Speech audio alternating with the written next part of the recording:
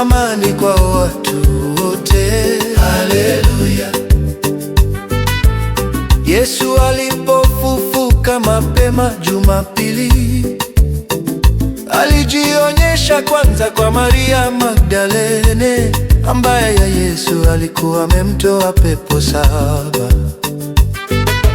Yesu amefufuka, haleluya.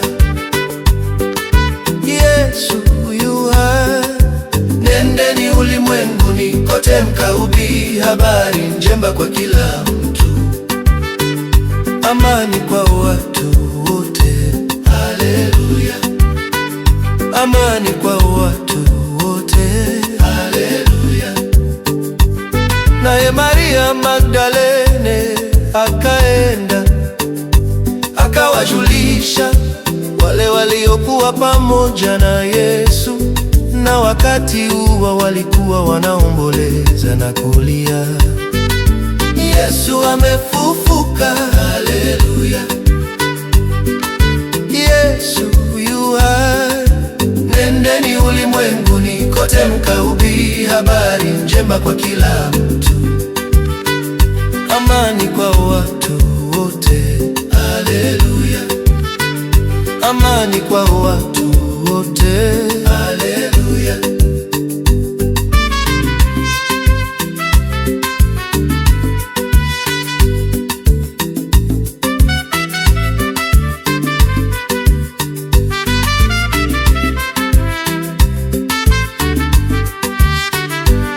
Lakini waliposikia ya kwamba Yesu yu hai na kwamba Maria Magdalene amemwona, hawakuamini.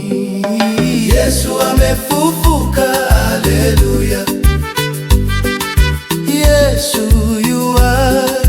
Nendeni ulimwenguni kote mkahubiri habari njema kwa kila mtu.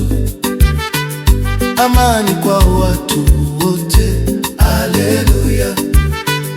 Amani kwa watu wote. Haleluya. Baadaye Yesu aliwatokea wanafunzi wawili akiwa na sura nyingine. Wanafunzi hao walikuwa wanakwenda mashambani, nao pia wakaenda wakawaambia wenzao. Hata hivyo hawakuamini. Yesu amefufuka, haleluya. Yesu yu hai. Nendeni ulimwenguni kote mkahubiri habari njema kwa kila mtu. Amani kwa watu wote. Haleluya. Amani kwa watu wote. Haleluya.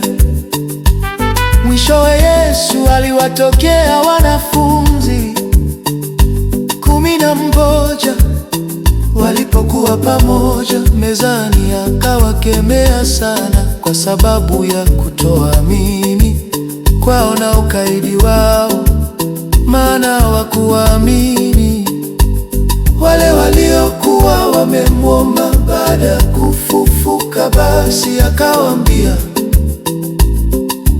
nendeni ulimwenguni kote mkahubiri habari njema kwa kila mtu. Anayeamini na kubatizwa ataokolewa, asiyeamini atahukumiwa. Na ishara hizi zitaandamana na wale wanaoamini: kwa jina langu watatoa pepo, na watasema kwa lugha mpya, wakishika nyoka au wakinywa kitu chochote chenye sumu hakitawadhuru. Watawawekea wagonjwa mikono, nao watapona.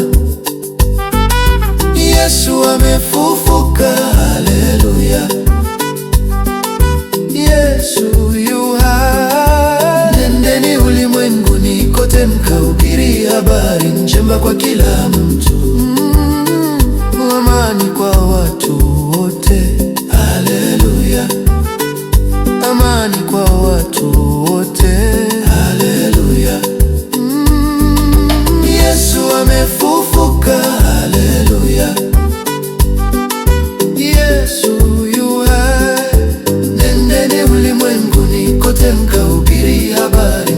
kwa kila